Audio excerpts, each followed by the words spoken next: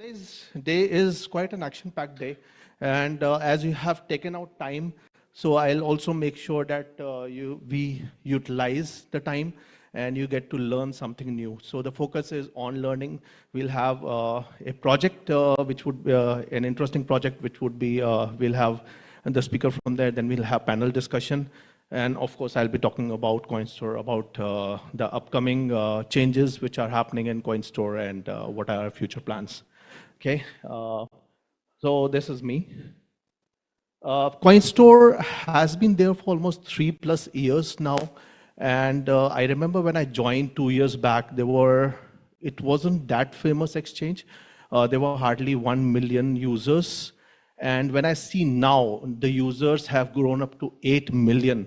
So you can see the kind of growth it has gone through in just 2 years' time. And it wasn't very easy. It has been a bear market throughout. You have seen a lot of exchanges shutting down as well, a lot of new scams and frauds coming up. But still, we have grown to this particular number, and we are among the 25 exchanges globally.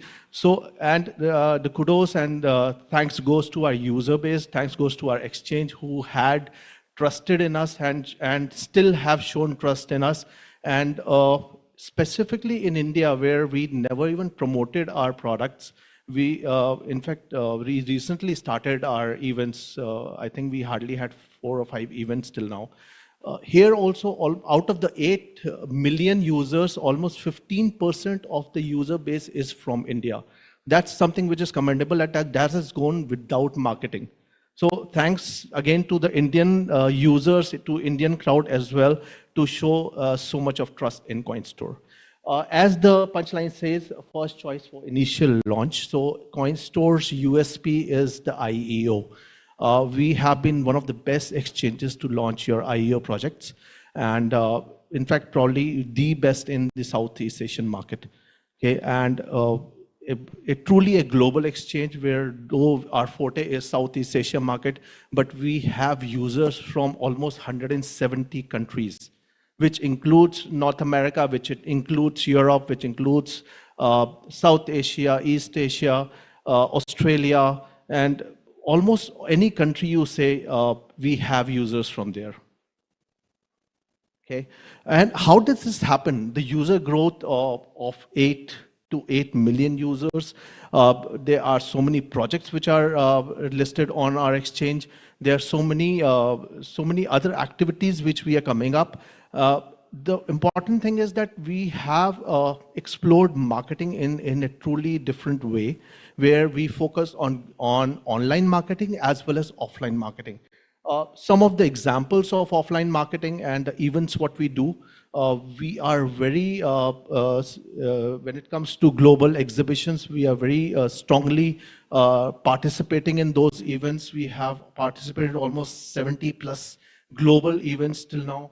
These are some of the examples. So we recently had GM Vietnam, and we had a Cryptalk after party as well. After that, we were among the main sponsors there. And we had a lot of our projects also which were supporting us there also. And to talk about the kind of events what we get into, I'll talk about that later. Let's talk about hackathon. So this is something which we tried in the month of June. And this is the first time we started hackathon, and it was conducted by our Coinstore labs.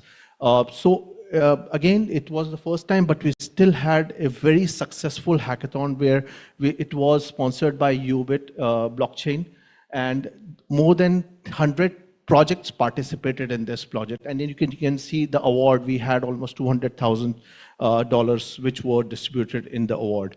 So very successful event, and we are coming up with hackathon in the month of August as well. So in case if somebody wants to know more in detail about hackathon, can talk to me often after this event as well. Okay. Then we launched perpetual futures. Right now, I'm sure everybody would know what futures are. Though we had futures and spots on our platform, but we launched the perpetual futures recently. Okay.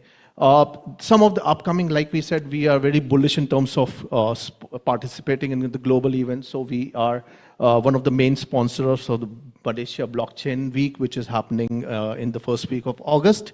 Then we have the Coinfest Bali as well coming up, one of the biggest event of Asia. And then we have Singapore Token 2049, and then in that we are launching a brand conference as well.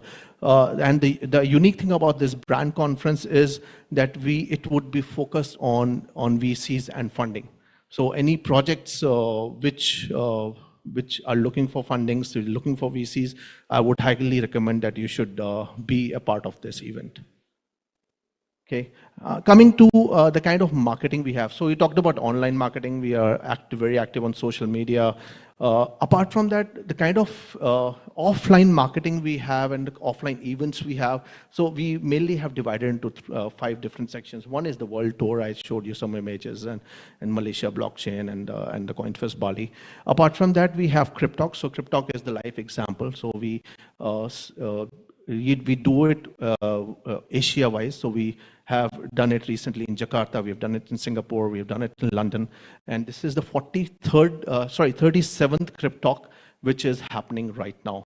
So in fact, we started just an year back, and we have it's been a successful event for us. So we have been doing it for quite many. In fact, in Gurgaon itself, it's the 3rd Cryptalk in this very venue itself. Okay, apart from that, we have the live streaming which goes on. So we, what we do is even this Cryptalk, it's being streamed live. So you can see the number of guests here in the event audience. Apart from there would be thousands of people which would actually be watching it online also. And the recording of this would go on our website, which would be accessible to a lot of users which are probably sleeping at this time and they're not active, and they can access the recording later. Okay. Apart from that, we have CS Connect. So CS Connect are more of informal events. What we have is slightly smaller one, and then we have invite 60 to 70 people, and then we get together over drinks or over lunch, and it's more of a networking focused events. Again, focused on the local cities. Then we have the CS conferences. So in the conferences, we invite a lot of other sponsors as well, and we have a kind of an expo which is organized and sponsored by Coinstore itself.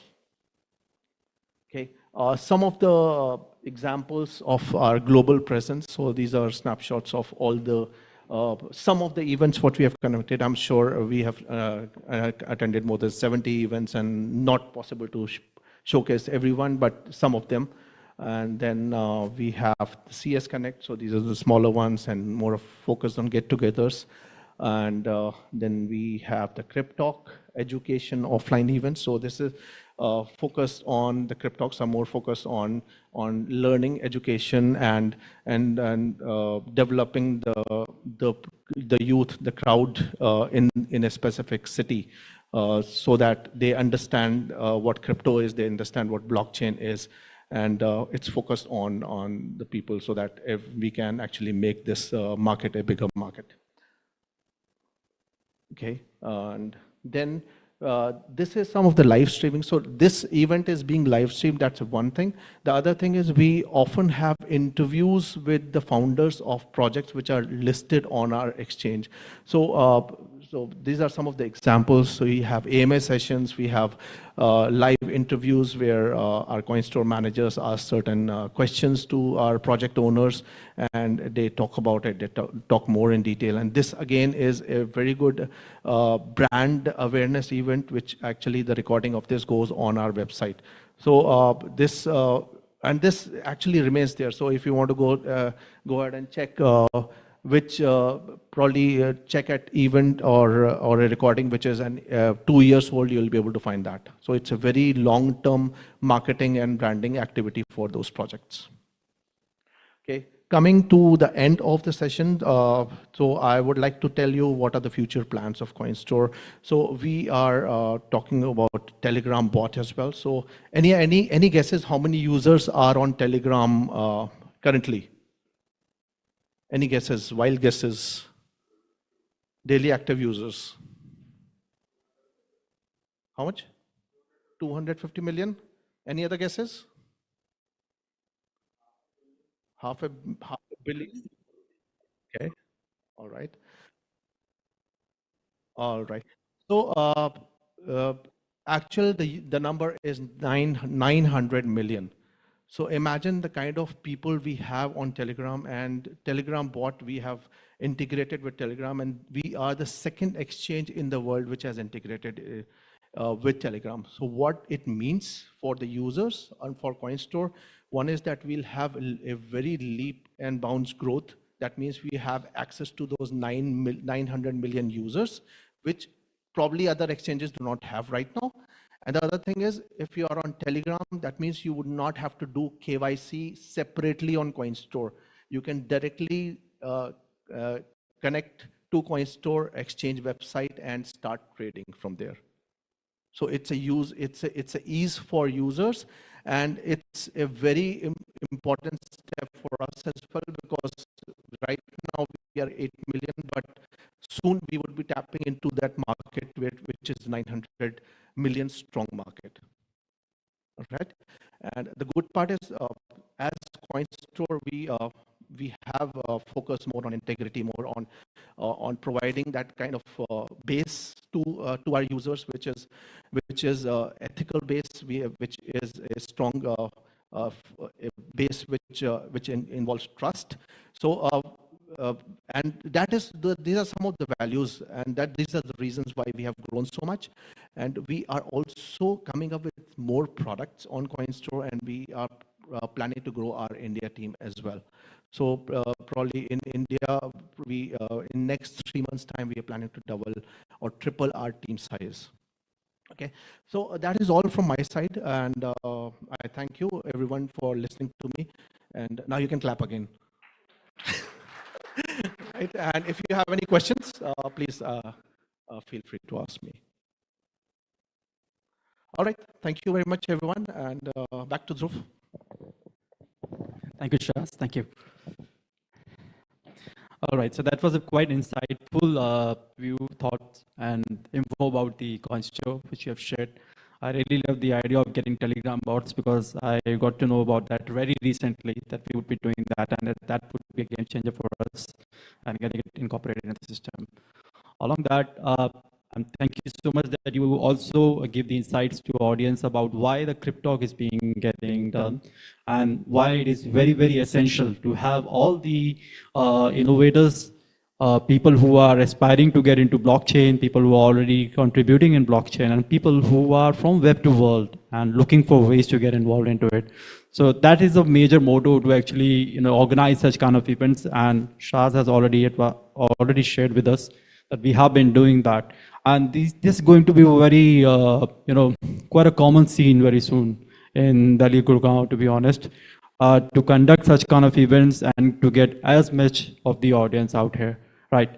All right, I'll quickly, move on to our next event out here. We have the game director of My Neighbor Alice, Steve Hassenbrook. And I'll just give you an idea about the game. My Neighbor Alice is a multiplayer builder game where anyone can buy and own virtual islands, collect, build exciting items, and meet new friends. It's more like a farming base if you look from that particular perspective. And of course, the idea about the game is not just a blockchain players. It's basically to bring in the million of players and collaborating it with the blockchain technology, making it quite common environment in the gaming world. So Steve, I believe you are with us. Thank you. Thank you so much for being here, Steve. So the stage is yours. You can take us through about the developments, the plans ahead for all of us. Wonderful. Thank you. Hey, everyone. Glad to be here. Thanks, Shaz and Roof and Coinstore for the invite. Thanks to everyone for tuning in. And I just love to see how the Web3 space is evolving in India. Great overview. So thank you for that. I'm Steve with a very complicated surname, so I'm tuning in all the way from Berlin in Germany. And I'm the game director at My Neighbor Alice and leading the game development there. So like many here, I believe I'm coming from a computer science background and been in games for over 13 years, fascinated by crypto ever since Satoshi blessed us with Bitcoin. And in the last few years, I'm doing this professionally, and I'm working with the relational blockchain called Chromia, developed by Chromaway and my awesome colleagues here at Alice to make the Web3 dream of a fully on-chain game a reality.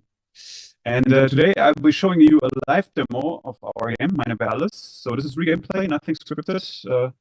Hope all goes well, and let's dive right in.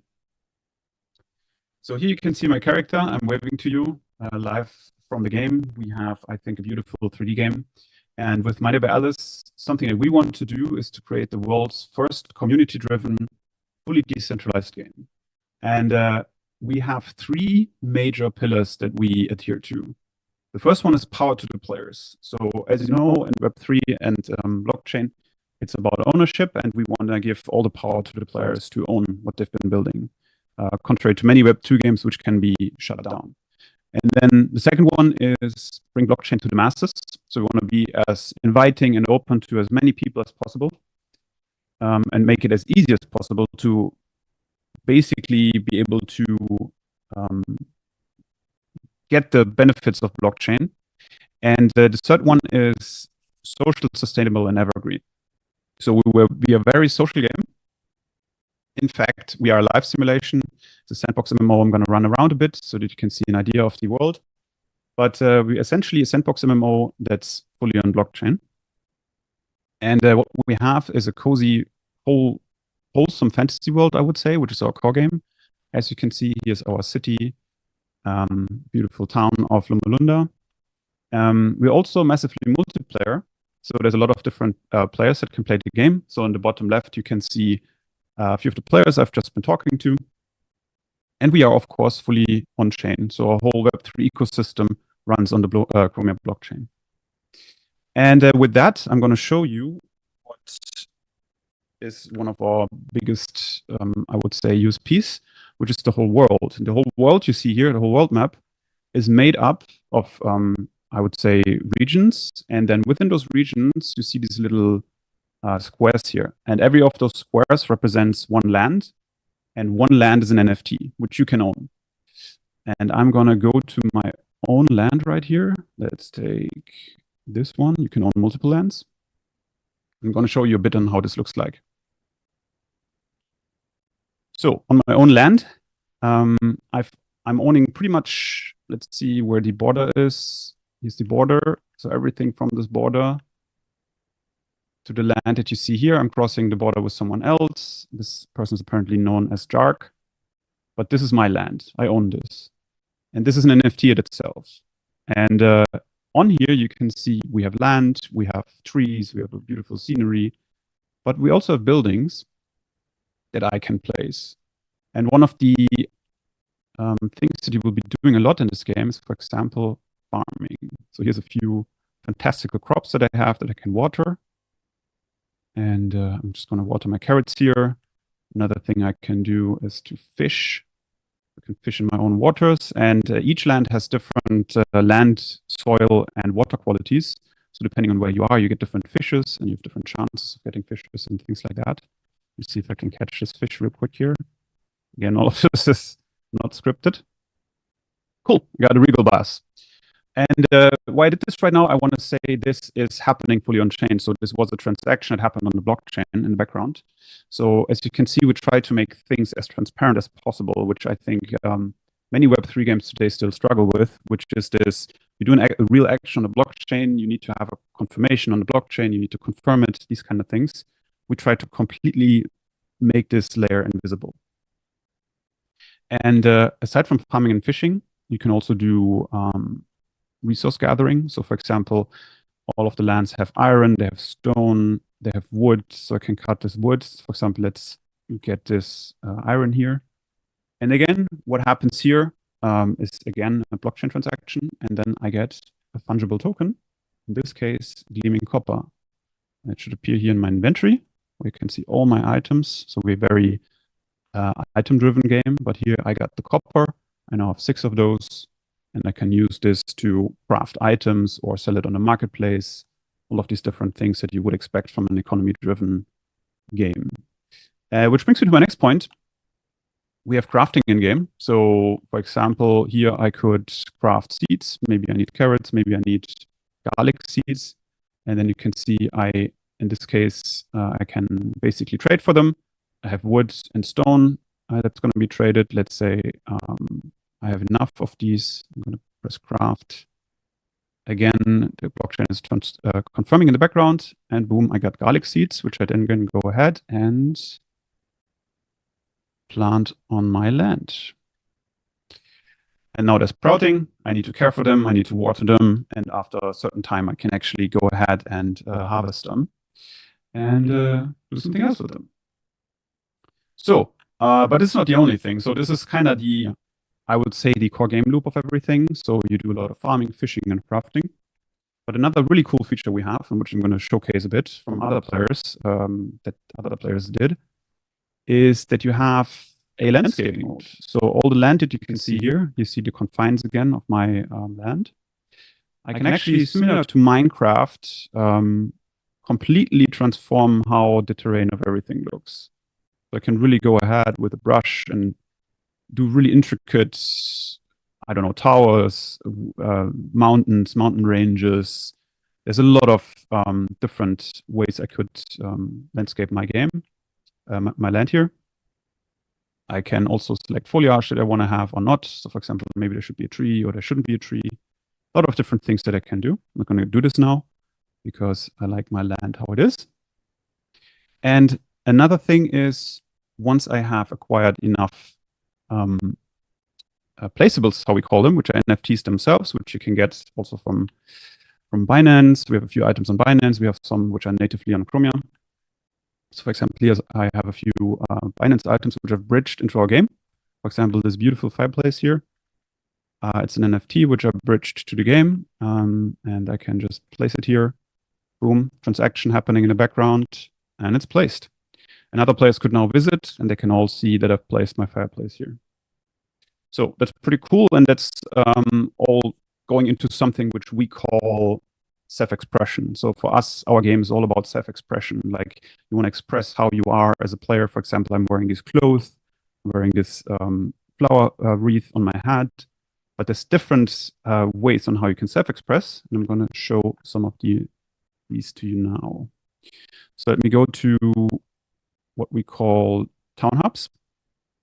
And town hubs are really cities that people come together, and basically there's a big marketplace, a big city market, and these kind of things where people just come together and have a big city, basically. You see a lot of NPCs standing around here. I can talk to them, chat with them. Some of these have quests. For example, this person here has a quest. And then you can see, yeah, it's a big city. We have a train station here. We can travel. We have a maze, lots of different people standing here, and they react to me. But what I wanted to show is the wardrobe that we have, because not only can you place things in your own land, you can also basically decide how you want to look. So you have different hats that we can acquire. This one, or maybe frog hat, then some Christmas stuff, maybe some sweaters, yeah, different trousers, different shoes, maybe even costumes. So there's a lot of different things that you can equip yourself with. You also change your hairstyle, change your hair color, and all of these things. And basically, this is a collection of NFTs that are attached to your avatar, and the avatar in itself is an NFT. So everything for us is fully on-chain. I'm not going to do this again because I like my outfit. Just wanted to showcase this. And something else in the Town Hub is, oh, I wanted to actually equip one thing. Wait 1 second. I wanted to equip my shades, because this is one of the season rewards that we got this season, these sunglasses that you could get by participating.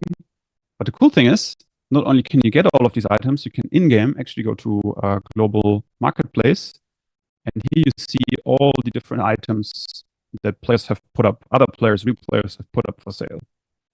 And the thing is, we support two currencies. One is the Alice currency, which is also listed on various exchanges. And we have an in-game currency, Björn, is it called, that acts more like the in-game currency that we have. But the point is, you can select to sell for Alice, you can select to sell for Björn. And I could browse here, and maybe something interests me, maybe a pumpkin, maybe fishes, maybe tools. Sometimes you need tools to get more resources. Other people also craft more expensive items. And I wanted to see if we have one here. I don't think so. One is for sale right now. But basically what we have is these Alice items. So for example, this couch here. You can see the Alice icon here. And what this means, this is an Alice item where Alice is the currency is staked into it. So basically there's a collateralization. So of many NFT collections with items, their floor price can go to 0. But what we make sure is that there's always Alice staked into it. And you can actually burn this item if you want to get the Alice back. So we guarantee a floor price for these NFTs that we have. For certain ones, not all of them have this, but many of those can be crafted like this, which is one of the unique features of our game, I would say. And then something I wanted to show too, when it comes to self-expression, we have an emote system. So you can acquire emotes, they're items themselves that you can acquire. So you can express really how you feel, if you like someone, if you don't. So a lot of different emotes that you can collect. And actually also in the next update, trade. Yeah, and then one thing I wanted to show is the user-generated content that we have, because as you know, we have tons of different players, like there can potentially be thousands of players here. And we already have a pretty active community that has built a few really, really awesome creations and lands. I'm going to show you just a few of them. This is one land of our so-called super players, I would say, which is called Tassel. I think it's a friend of Tassel. Let's see if it loads. It's a pretty large island. So you can see all the objects here have been manually placed, manually crafted, carefully selected, rotated. All of this has been landscaped. Every tree that you see here is an NFT. So it's just a very, very nice looking land. A lot of time went into this. I don't even know how much time, must be hundreds of hours, to be honest. Because all of this has been manually crafted, including a big maze. I've got lost in this maze. Never managed to get through it, but I'm sure there's a great reward at the end. And as you can see here, lots of different items that have been placed, like the beach umbrellas here. Here you see the fireplace, which I also had on my land. So congrats, this land is just absolutely crazy. I'm going to show another one. Let me see where it is. This one is from Super Soju, also one of our beloved players, and this land is also really, really great. Also shows how you can express yourself very differently, because if you saw the land right now, this one is the one from, oh no, I'm stuck. No, I'm not stuck anymore, good. So here's Super Soju's land. Beautiful hearts created here, all the different assets that you see here, all NFTs, all placed. Just a ton of work that went into this. Very beautiful. Also here we have a private storefront where you can actually sell items. I don't think Super Soju has anything to say for right now, but players can have their own private ones where they can say, oh, I want to sell an axe, or I want to sell, a certain crop or anything like that. Hey, Super Soji. Hello, nice to meet you. As you can see, it's live, so another player is here. We can also chat. Hey, Super Soju. There are emotes, so it's a multiplayer game, as you can see. Very cool, emergent gameplay. And yeah, one of the last things I wanted to show, and then we're pretty much through here, is that we also have something that's called branded plots. So we have a partnership with a pretty famous European magazine, which is called Elle, and which you can see here is the Town Hub again. But here, this whole plot is owned by Elle. And Elle has a cafe, which is exclusive to them. They have an exclusive clothing collection, which they can actually show in our game. And you can actually acquire this as a player. So if you wanted to have this cool-looking sweater here, you can get it. And it's an NFT again. It's also staked with Alice. They have different clothing options. They have NPCs where you can do quests for them. And then go to the cafe, browse their collection, and maybe craft this cool looking jacket here. And just take some Alice in the meantime. And I would say this is pretty much it. That's what I wanted to show. A sweet little explanation of what we're doing. We have lots of big plans, lots of big updates coming out from our side. But yeah, that's an overview of Medical Alice. And feel free to play. The game is live. You can go to our website. We have a free trial where you can get the land for free. We also host regular events on Discord and Twitter or X. You can join our community. And feel free to reach out on X and Twitter, Telegram. Feel free to connect with me. I think Drew should have my contact. And see you in the neighborhood. And thanks again, Coinstore. And have fun at the event, everyone. Thank you.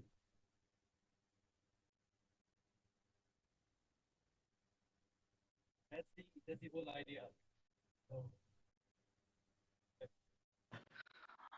I'm hoping someday one of the person out here in this particular room would be showcasing something similar in Berlin, and Steve would be part of that audience. Right. So, see, as I said, Cryptalk is all about getting people together and learning, and this one is more about a game which has been in the space for almost 3 years now. Now, all right, Steve, are you there? Awesome, awesome. So now we have someone from the audience to ask you a question.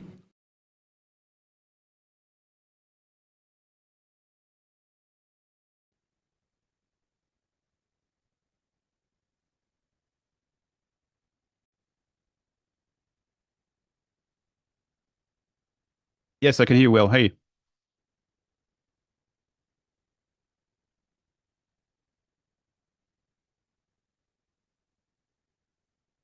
Yes, so it's an open world game.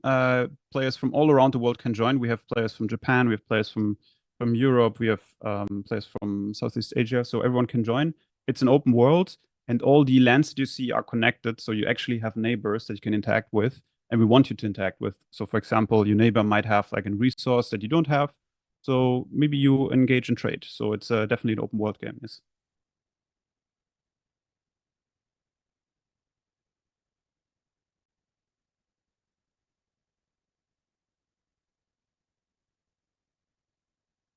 Yes, absolutely. So our major cryptocurrency is Alice. That's pretty much how the game is spelled, which is a cryptocurrency found currently on EVM blockchains like Ethereum and Binance.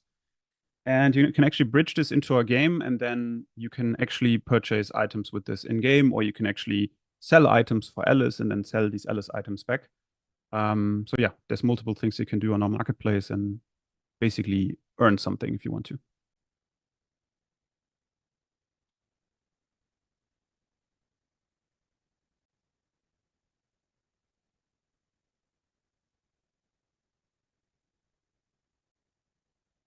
VR, I don't think we have any plans for that yet, but I mean, it's a 3D world.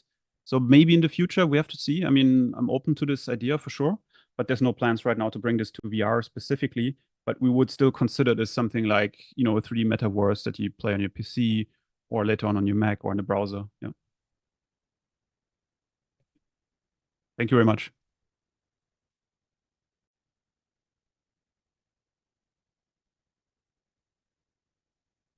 Of course.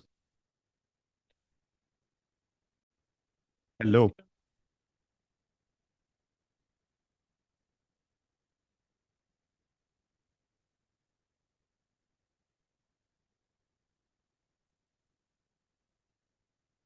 Yes, so it's one of our big features, I would say. We are a social game. So you can actually play together if you want to. You can build things together. You can chat in the game. We want to go very, very heavy on social. So that's very dear to us because we believe that's when the game is played best. So there's a lot of social aspects like trading, as I said, and also building a community together. For example, the town hub that you saw with all the buildings, we want players to come together and form communities and actually build things together. So players come together to build a city essentially. and this benefits the whole region. So as you saw, we have multiple different regions. So we have a snowy region or more deserty region, and all of them have different, I would say, qualities to them and why you want to be there. But it's up to the community to really make them flourish. And then those communities should interact with each other. So for example, snowy region might need some resources from the deserty region. So they need to engage in commerce, essentially. So it's all about playing together and together building a strong community.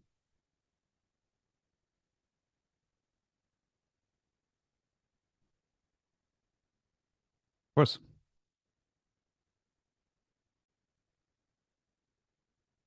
Thank you.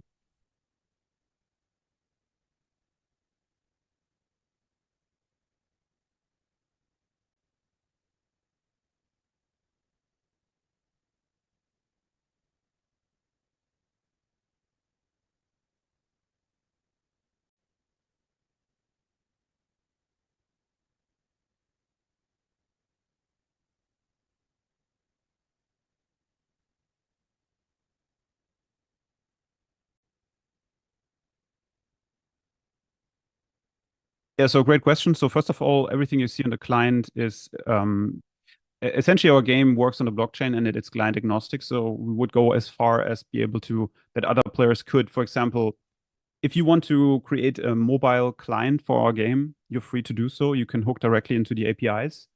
So the game is not the full authority. The authority is the blockchain, right? When it comes to security, I would need to refer you to our tech director. But as far as I know, all the transactions happen on the blockchain. So yeah, you just authenticate as you would normally with a private key. So as far as I'm concerned, so far we haven't been hacked. That's secure. But the thing is, everything you see on client is basically the client is just interacting with the blockchain, and you could do those API calls yourself. And another thing I want to mention, which is adjacent to this, is we are building a game that's, I'm not sure if your question was more really regarding security or botting, because we embrace bots, for example. A lot of the Web3 games, they struggle with botting. But we've designed the game in a way that, for example, the resources that you saw, they require time. And we took great care to make sure that bots don't have a significant advantage than real players.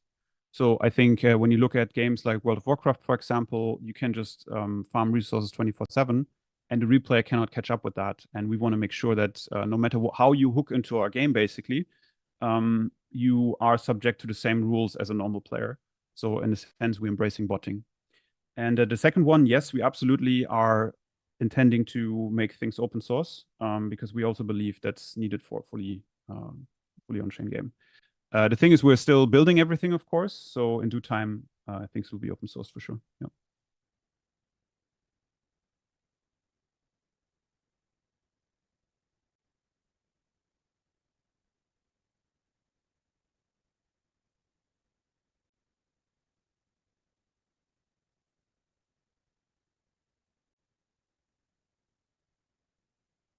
Mm-hmm.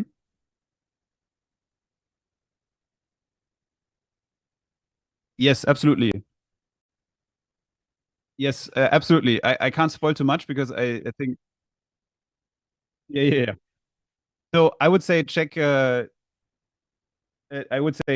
our socials for that. There's definitely something planned. I don't want to spoil too much because the marketing team is working on that. But yeah, we definitely have lots of events planned and airdrops and stuff like that. Yes.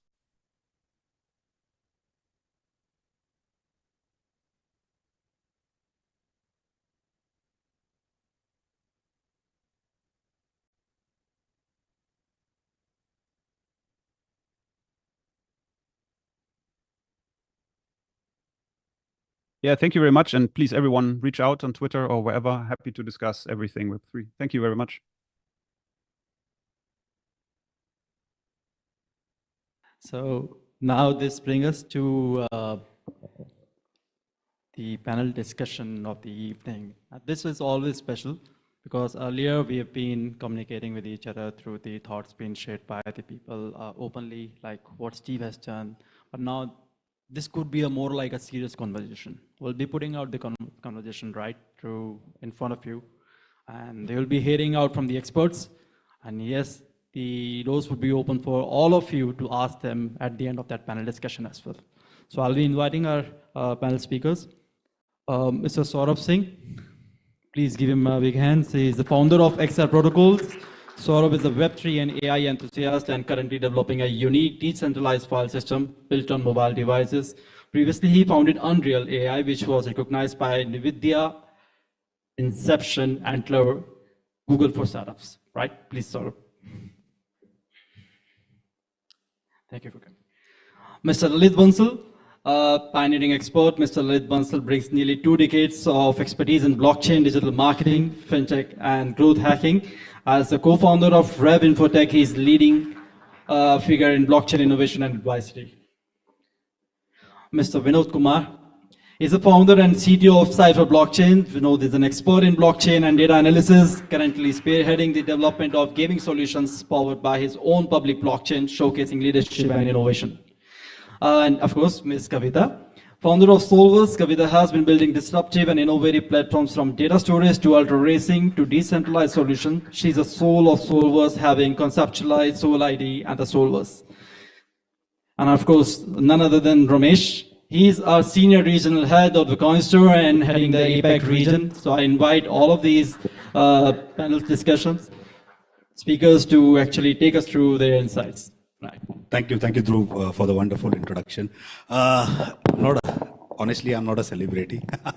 Okay, I think these are my role models. Okay, I always get aspirations from each one of them, and every time I meet them, I learn something new. So this is all about Web3 space, and one thing it really proved today. Okay, before we started this event, thanks to ma'am. Okay, so a lot of people had this myth that blockchain or Web3, it's all about millennials. It's all about youth. I've seen a lot of meetups, they talk about youth, but this is completely wrong perception. Okay, blockchain do not have any age barrier. Okay, it is for everyone. This Web3 space is for everyone.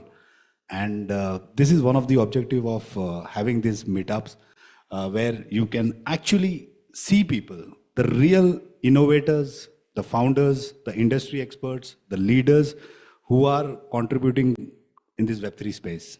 Okay, and you can get great insights, and today's topic, what we have is the Web3 revolution in India. Okay, shall we start? Perfect, thank you.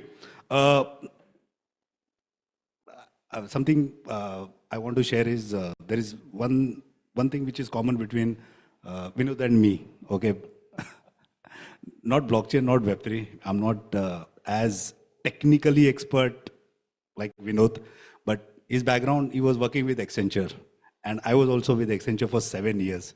Okay, so that is something really common. But I want to understand from Vinod, what made you to enter in this Web3 space? Because we already had a introduction about everyone, but I want to ask you, when did you were bitten? I mean, when did the bug bitten you? Okay, so first of all, thanks everyone for inviting me on this particular stage today, and thanks Raman. Right? Thanks Shaz. Shaz. Yeah. Okay. So that was particular era of like 2015, 2016, wherein I made my entry into the blockchain ecosystem, and I would say the credit goes to one of my trainer, right? That was a German trainer. I started working for Accenture. We used to sit in the very last bench, right? For my whole life, I have been the last bencher. And what I have learned in my life is that the last benchers are the one who actually creates history, right? Because they are not the one who are fighting for those 90%, 95%. They are happy with their 40, 45%, just the passing marks, because rest of the time is something that they are trying to utilize in, you can say, gaining experience and all those things, right? So that guy, he introduced me to the blockchain ecosystem. He just opened his laptop. He showed me that, okay, these are the few currencies that I have bought in the last 2 months, and this is how like 2x, 3x that has happened. And for me, trading was moreover like stock trading, right? For like, जैसे हर किसी के साथ है, for everyone. So that's how exactly I delved into the blockchain ecosystem. My journey also started as it starts for everyone else. Like for the first 5-6 months, it was more over into trading. There used to be one app at that particular point of time, ZepPay, right? These CoinDCX and other Yeah. were the late entrants. ZepPay used to be the only sole application in those days. So 5-6 months into investments, buying ETH, Ethereum, Bitcoin, selling it off, looking at to the application for at least 150 times a day, right? Okay, the portfolio has risen or the portfolio has died and all those things. Within these 5-6 months, when I started exploring the projects, joining different Telegram groups, what I actually realized that money is not in the trading format, right? The money is actually in development phase. So that's how I started building dApps on Tron. So Tron used to be one of the blockchain that I was specifically, you can say, what would be the correct word? Fascinated by, right? So that used to be the gaming focused blockchain in those times. And in those days, there used to be like 10 transactions you can do a day without a single gas fees that you have to pay. After 10 transactions, you have to pay the transaction fees. So that's how I dealt my development phase into the blockchain ecosystem. Fast forward 2022 October, I started with my own company, startup. We wanted to develop something what nobody have built so far from India. We only know Polygon as one of the, you can say, biggest blockchain ecosystem or the biggest blockchain project that has actually came out from India. So that was a layer 2. So we wanted to go one step ahead. So that's why layer 1 came out as an idea. So we met few investors. One investor landed within the first 24 hours of the very first meeting that I had with him, and the check was signed. So I was, moreover, you can say I'm also a gamer, right? I'm that guy who can spend 4 hours, 8 hours, 10 hours straightforward while locking myself in my own room and then playing on PlayStation and then dedicated PCs and all those things. So I wanted to create something that should have a niche market, and that was like the hyper realistic gaming that I was fascinated about.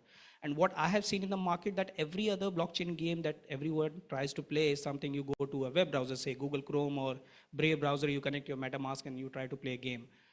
As a tech stack, a web browser is not something that has been designed from a gaming perspective, right? You can't have hyper realistic gaming experience onto a web browser. So that's why we wanted to have like a dedicated package game that can be integrated with blockchain ecosystem. And that's how Cypher blockchain came into existence. The last time when I was here on this particular stage, I used to say that we are building a layer 1, but today I'm proud to say that we have built a layer 1. It's already out there for the audits. Most probably we would be launching it by say October, November, or maximum December this year, once all the green flags that we have with us. And then apart from that, we have a small gaming studio as well. We are building our own, very own in-house, you can say, hyper-realistic game. And almost half an hour of the gameplay would be available by the end of this year for everyone to play.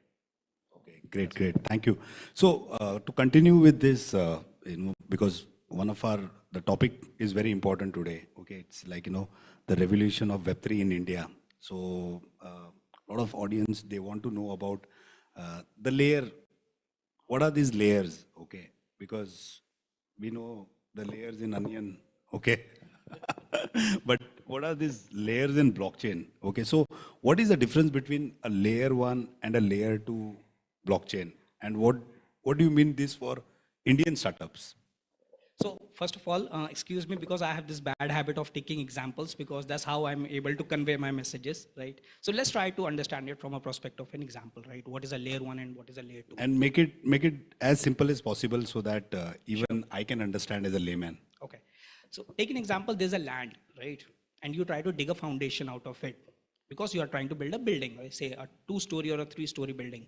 So the ground floor that you build is moreover, you can call a layer 1, because that's a foundation that has stood up. After that ground floor, you can say the first floor, the second, the third floor that will go on, that would be moreover layer 2s and layer 3s that you would be building.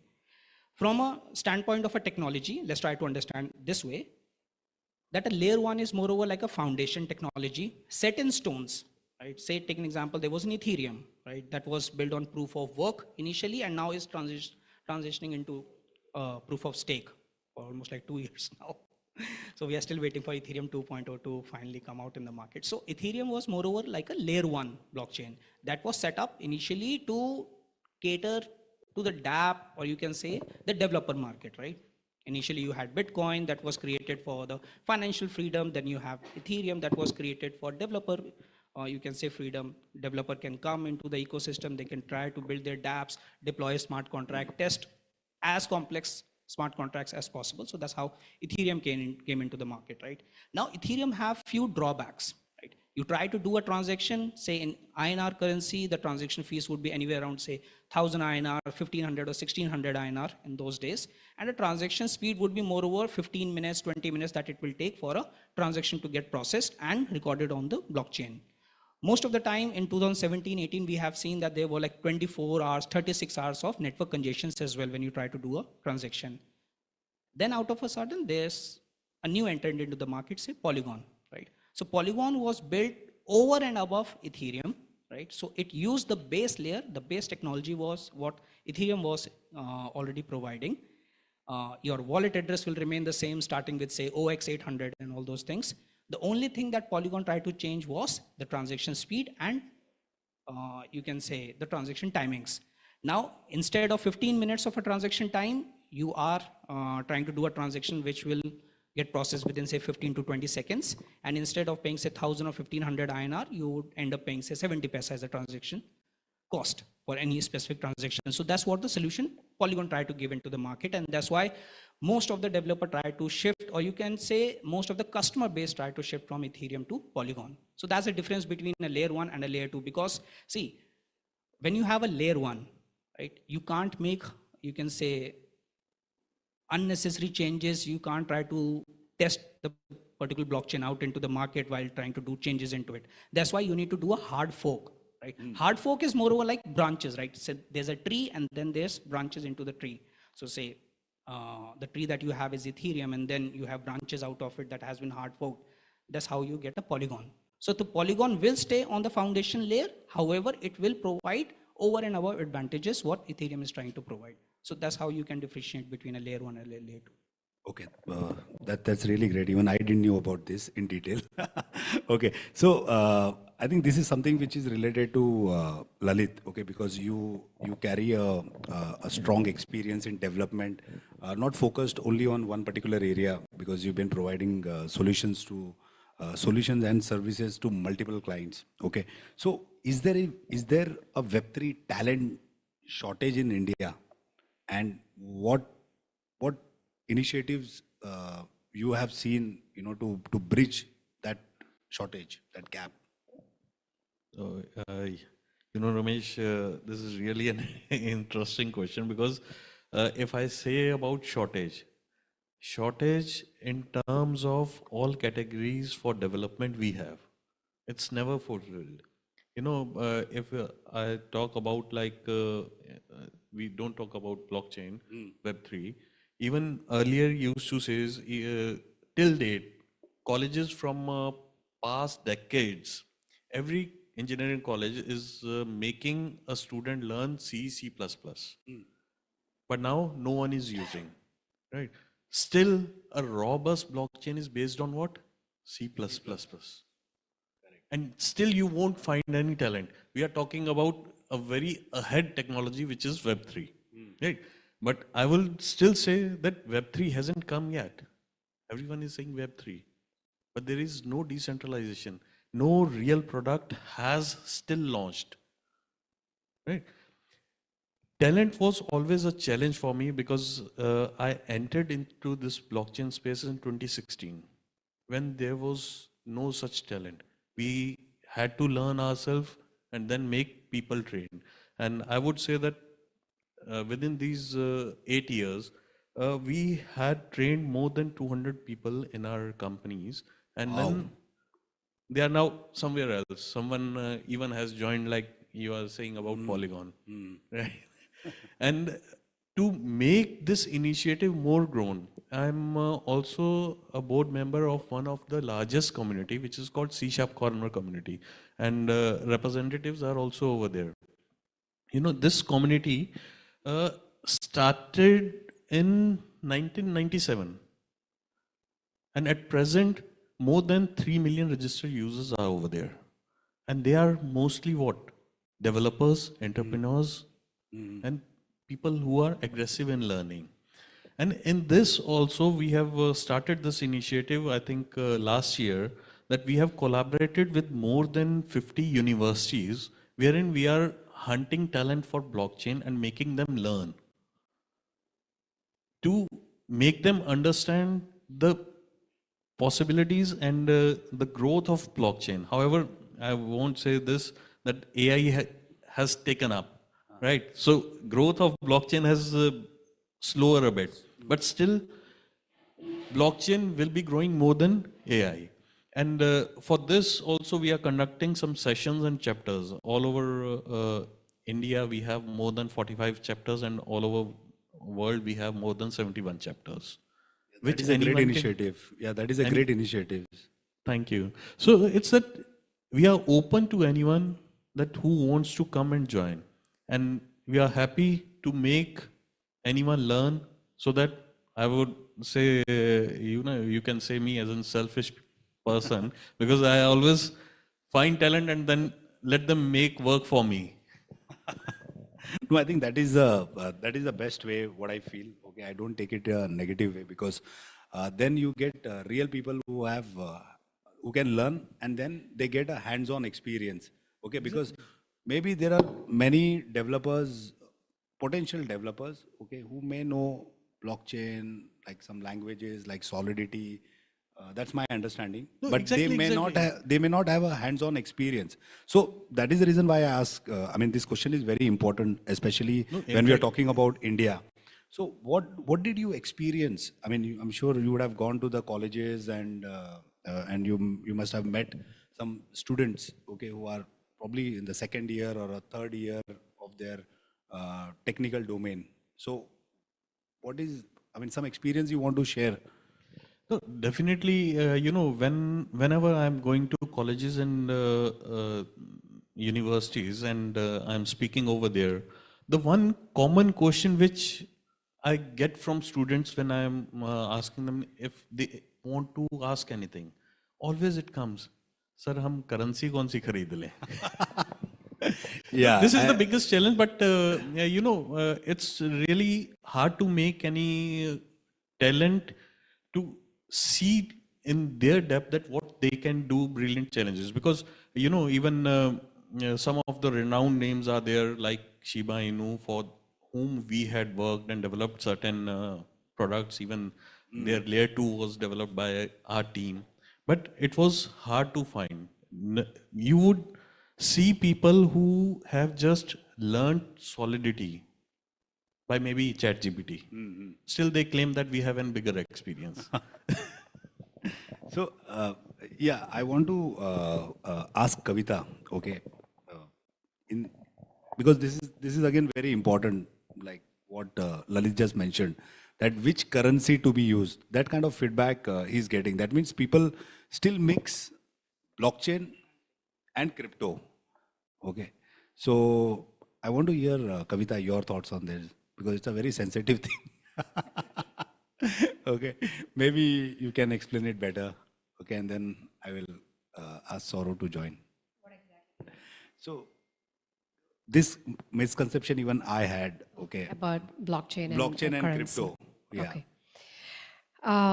There is no currency with blockchain without blockchain, and there is blockchain without currency, right? That is the differentiation so many don't understand. Not all blockchain projects have currency. They're not always run. And a lot of the currencies that have actually been launched don't have any projects backing them. And I will take, I'm sorry, I have to bring this up, but Shiba Inu didn't have anything behind it when it was actually soaring from having seven zeros to going to four, dropping 3 zeros. It had nothing behind it. It is just trading, people just talking about, they had a white paper. They had an idea that they will probably have a blockchain, that they may have, a staking and all of that. Without anything, it went from having 7 zeros in front of its numbers to 4 zeros. And this is where the misconception lies, and this is where a lot of the good projects actually lose traction as well. Just because some of the good projects have currency attached to it, they are misunderstood, thinking that these are also going to be scams. Just because, but some of the projects, like Alice was talked about today, you require own Alice to stake and to play the game. That is not a scam project. And some of the projects have utility inbuilt into them to have a token. Let's say if you want to use their services, you will have to pay in their currency, right? That is the difference between blockchain having utility for currency and currency existing on its own. Out of the 29,000 tokens that are out there, and there is a difference between a coin and a token. Like layer one's currency is called a coin. Layer two's currency is called a token. So Ethereum is a coin, Polygon, which is going to be Pol tomorrow, which was till now Matic, is going to be a token because it is issued on the Ethereum chain, on the EVM chain. So there is a big difference in all of those things. And it's very highly misunderstood, misconstrued, and the really good projects suffer because of this misunderstanding. And my project itself has currency. It's going to be a utility token. It is not a security token. And there is also difference in that. You know, there is a security token, there's a utility token, there's an NFT, there's so many different things. And the knowledge that, you know, Lalit today is trying to impart is very, very crucial to how we adopt the technology. How we understand it is where we actually adopt it, is how we adopt it, how we end up actually designing something for it. If you don't understand the basics, the way we design something is going to be so wrong, and we may go out there and try to raise money, and you may meet 100 different people, and thankfully in 24 hours he landed with a check, and that is going to be so rare if you don't understand the basics. Congratulations for that. That is very rare. And there you go. That is what I would like to say. Yeah, I think this was very important, you know, to actually set the context of today's topic. So I want to ask Saurav, now that we know that blockchain and cryptocurrency, two different aspects altogether, do you want to share some insights that this Web3 space and blockchain, the career is not about being a technical person or being a coder? Would you like to share some broader horizons, that what are the career opportunities? Because I want everybody in this room today, okay, to take this as a key takeaways from this meetup.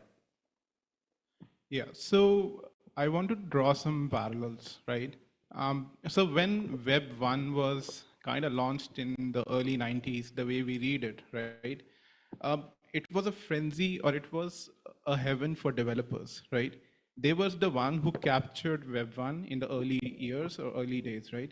And it is happening for Web 3 as well. That's why we have a ton of developers, you know, pushing in projects, or even you know, you will find them shilling or even doing marketing for their projects on Twitter, right? So currently, developers are the center stage of Web3.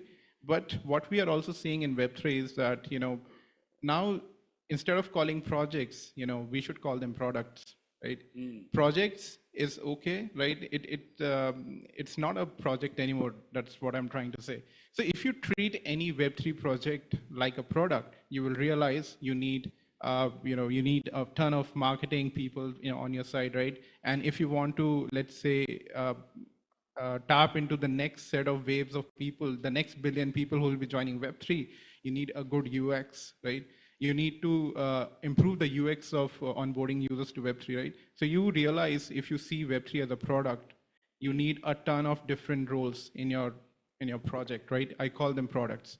The other thing that you also mentioned is, I want to you know, comment upon what you know, Kavita said about tokens and coins. So when people you know, ask me, they do ask me a lot, like how do I enter Web3? I ask them, have you ever made a transaction on a layer 1 or a layer 2?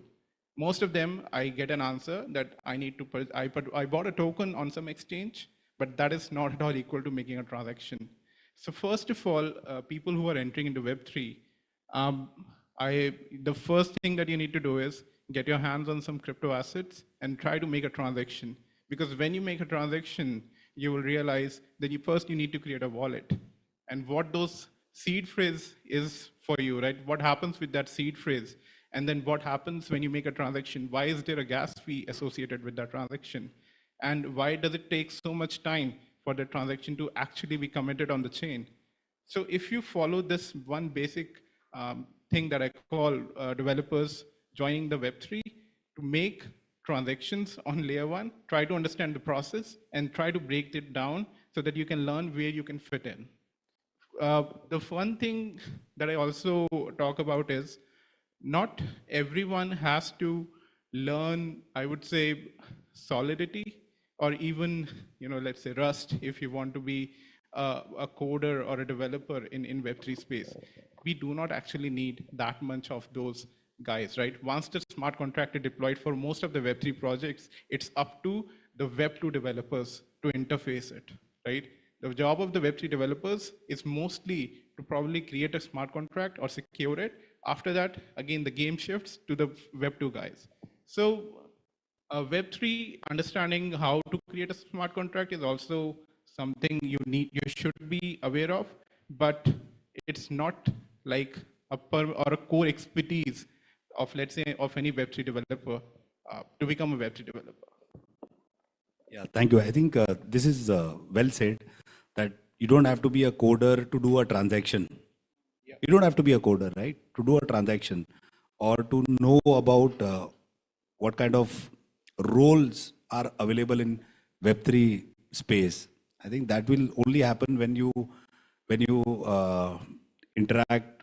We have this networking session after our panel discussion. I'm sure that everyone will get an opportunity to talk to all these experts, okay, and then you can get more insights. My next question is to Kavita again, okay. So, what is the future of Web3 in India? What is the potential in India? India, the second largest, populated country and democracy as well. Well, not the first, right? Yeah, not the first. My bad. I've fast forwarded myself to Web3 and not in Web2 anymore. But anyways, India is, I would say, way behind from my point of view, not just in the learning, but in the adoption as well.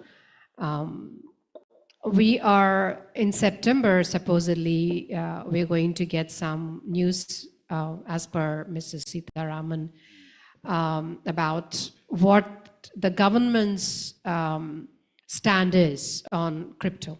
I mean, right now, you know that you have to pay 30% tax and you have to pay 1% TDS on your transactions initially. From my point of view, this is just their way of saying, okay, fine, we put our foot in the wrong place. I mean, so they're going to buy time and they're going to say in September, okay, fine, we have done our due diligence. They would have done it a long time ago. And so they're going to walk back from their stance on this. And that is when things are going to take off. So if you're not in that space, in the Web3 space, if you're not a trader, on the cryptocurrency side, India has huge potential. And I'm going to combine one of the things that you're going to ask me next. I kind of know what you're going to ask me. But so if you're have not learned, Google it, go to ChatGPT and ask about what are the basic languages you need to learn if you want to be a developer. What are the basics you need to learn if you want to be a trader? What are the basics you need to understand about blockchain, right? Go learn first. And then India has huge potential, whether you want to be a developer, whether you want to be an innovator, whether you want to be an investor. There is a huge potential here because this is going to be the next gold mine. Or maybe the diamond mine.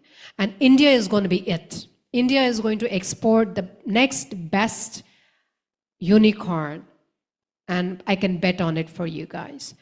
Because we have huge knowledge here. If you look at, there is a cipher chain, there's protocols, there are trainers, there are identity creators. Look at what's happening here. And hardly any of you know what exactly all of this is all about. Go out there and research it. And what I would say, what India holds for you today is not just the knowledge, but the money as well. There's huge money in investment in India. If you want to build, yes, I know, I'm hear Ramesh saying, but so Coinstore here is your next bet as well. If you want to launch your token, you have a good exchange that you can bet on. So there's foundation here in India, which you don't have in many other countries. The only thing that is missing right now is regulation and the governance and the accept of the government, which is coming like a tsunami, and you want to be prepared with your boats and your rafts and everything. That is what I would say. So India has super potential. Yeah, So, I completely agree with Kavita. In fact, I have been into Web3 space for almost 5.5 years now. And currently, I talk to many, I'll not call it projects, products. Okay, products, I'm talking about global products. There are founders from Europe, founders from Southeast Asia, Middle East, US, Canada. So when we see the core team of these products, you will always find at least one person whose base will be in India. And that will be a part of core team. who actually moved to India to do this? And I'm talking, this percentage has increased now. Okay, in fact, you will see almost 20 to 30% of team members who will be operating from India. So there is so much of talent, and it is not again technical. I'm talking about technical role also. Ramesh, let me tell you this. By the way, there is a lot of talent in tier 2 and tier 3 cities in India. And my chief architect comes from Dehradun, who's building the entire decentralized identity infrastructure, comes from Dehradun.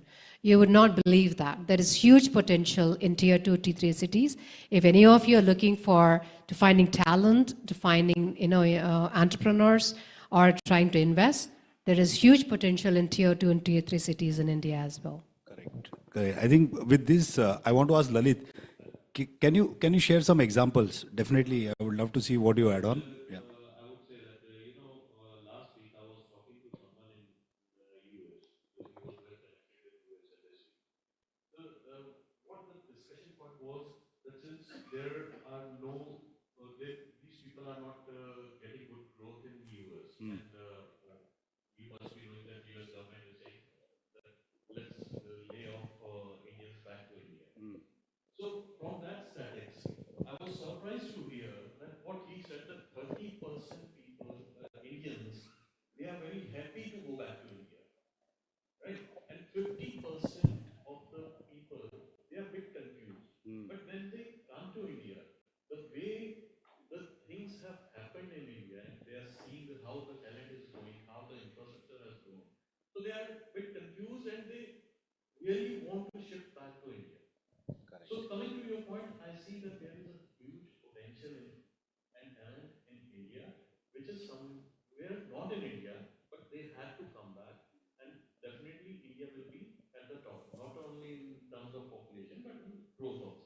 Yeah, exactly. Just one more thing that will also bring back developers in India is the rise of generative AI, right? And you are going to see a ton of paradigm change with LLMs, because so if you want to see where the industry or the trends are going, you should look at the events organized by the big tech, right? Especially NVIDIA. If you look at those talks and speeches, you will realize how optimistic they are about firing people from the dev roles, right? So I'm also quite optimistic about AI being, being replaced, developers being replaced by AI. So that is something you should always worry or think about. How this landscape will change. Of course, India is great, and we have seen a ton of developers. Like Kavita mentioned, there is always an Indian in those products. But those Indians, why they have moved out of India is because of the regulations we have in the first place. Again, sooner or later, we need good regulations, but the time is limited because of GenAI. I would like to add something here, right? So many of you talks about AI replacing talents, right? What I believe, AI is never gonna replace any talent. Rather, AI will replace those developers Who don't use with the other developers who actually know how to use ChatGPT and then AI stuff, ML stuffs. See, whatever type of Web3 projects gets built around the globe, directly or indirectly, at least 60% of the projects are the one which have like direct or indirect Indians involvement, right? Say for example, Coinstore as well, right? Yeah. Though it's a product from Southeast Asia, however, we do have BD sitting from India itself, right? Taking care of each and everything. So directly or indirectly, Indians are involved in some way or the other. It's moreover, as Kavita ma'am also said, rather than looking at tier 1 cities, we should start focusing upon tier 2 and tier 3 cities, because my personal experience is the same as well. I have many talent coming from cities like Kanpur, Lucknow, Indore.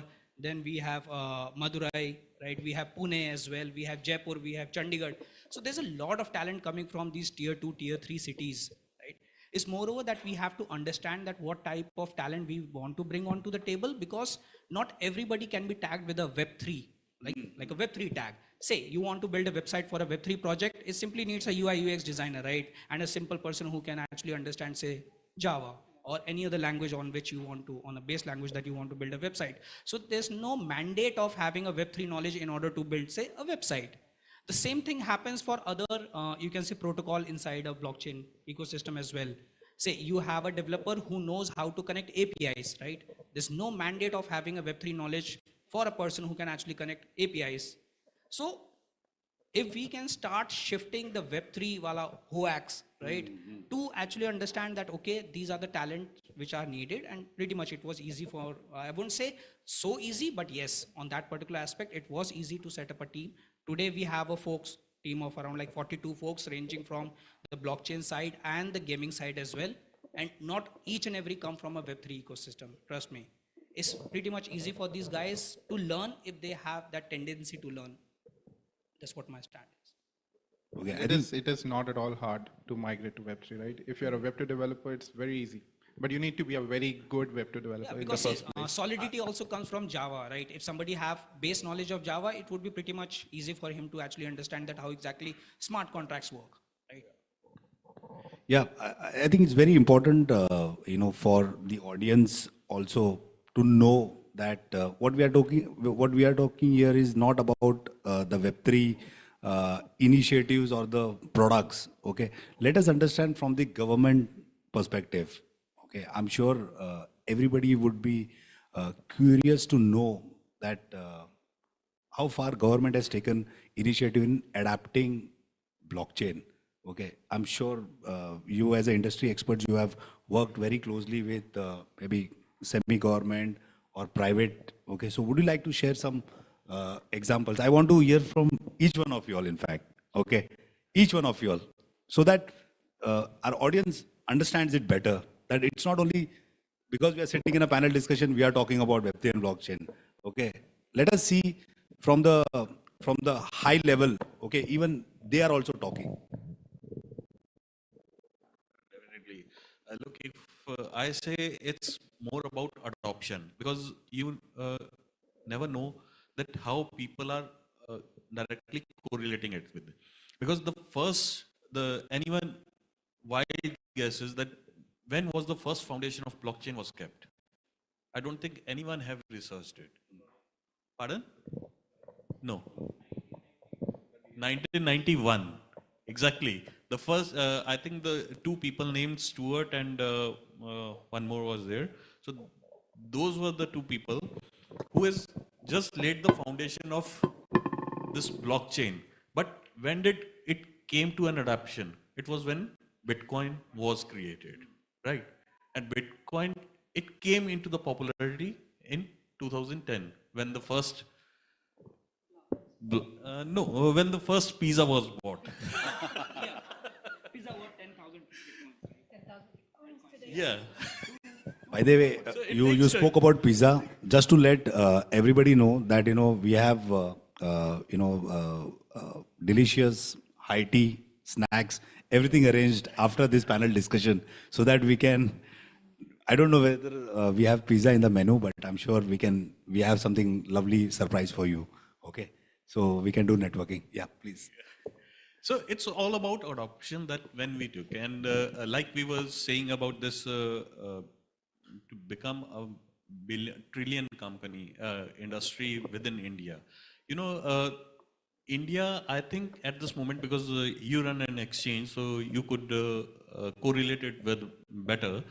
As far as what my static says, that India, in terms of trading of this virtual digital asset, it comes at third rank.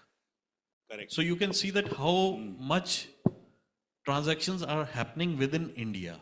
And it's just like I mentioned, it's less than 1%, and exchanges are targeting 99%. Yeah, so it's a huge market, and Lalit, it's not only about transaction. I'm sure what you said is absolutely right. But apart from that, also Apart from that, I'll give you a live example that what Indian government has used. yeah, Right. Everyone is holding CoWIN app, their certificates. CoWIN. Everybody's, I'm sure everybody knows about. Nobody So, will forget CoWIN. It was app. our team who has built it for a consultant from Thailand. But this, why I'm mentioning over here, because this app is built on blockchain. Blockchain. How many people were aware about this? Raise your hand. That this was built on blockchain before Lalit said. Okay, very few people. This was a live example that I wanted to give, that it's not about cryptocurrency to be correlated with any product. Right? It's all about the blockchain, that how transactions are happening. In this also the transaction is happening, but not in terms of cryptocurrency. This is a great example. Right? Great Also, example.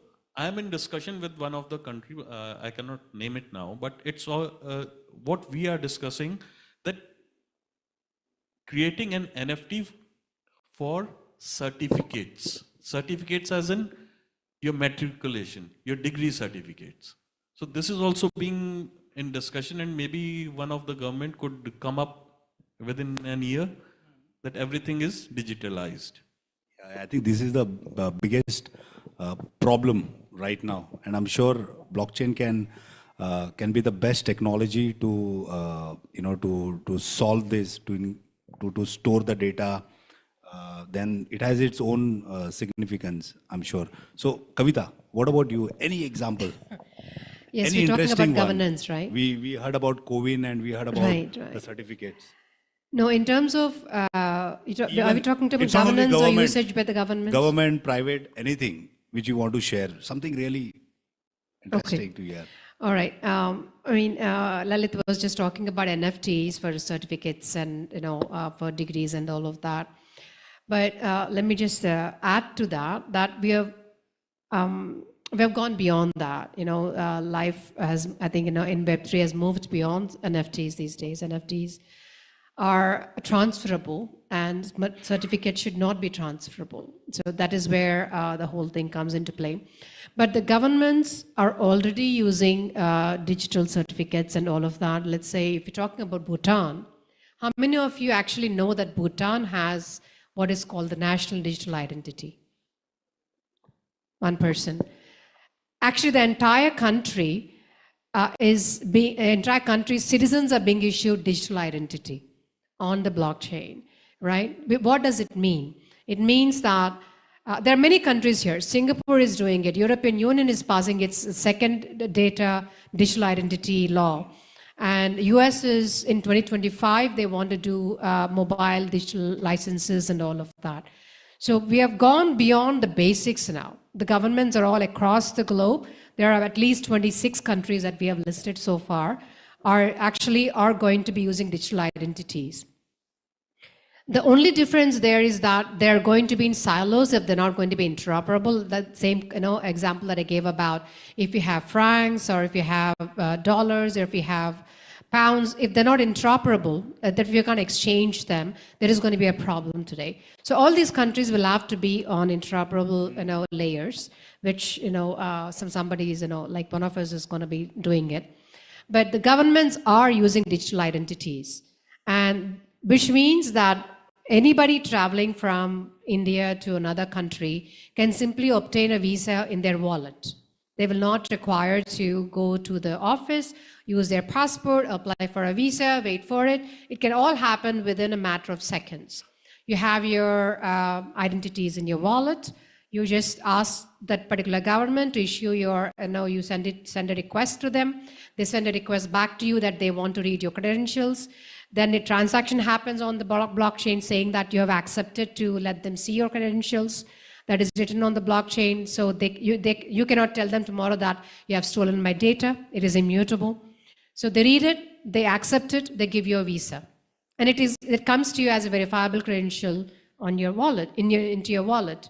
And when you land in their country, all you do is they read your QR code, you have your visa, you're free to go. It all happens seamlessly within a matter of seconds. And you travel, you're out of the airport within seconds. You're not standing in those queues. That is where the world is going today.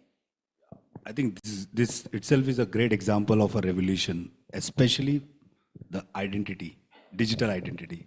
That is where everything is going to begin. Whether it is going to be my neighborhood Alice, it's going to be the cipher chain, it's going to be education, it's going to be accept protocol, identity is going to be key. And I'm going to be the king or the queen. Yeah, so I think the technology, this is the disruption. And I always believe whoever is the early adopters, they are going to be successful. Okay, so I think that is the key message here. Yeah, I think, Saurabh? Yeah, so early adopters, yes, they definitely can be successful and also get wrecked very easily. But that's a double-edged sword being... That's a risk. That's a risk you take. The other dimension of how governments are looking at these crypto assets is for the cross-border payments, right? For example, in the recent Russia-Ukraine war, US sanctioned Russia and they cannot use the SWIFT network. So what is a SWIFT network in the first place, right? So let's say if you want to send some dollars from US, or from let's say US to maybe India, there is a SWIFT message. There is there is organization SWIFT that passes the message between the two banks that this transaction has to happen, right? Now, when US sanctioned Russia, they were not able to use this network.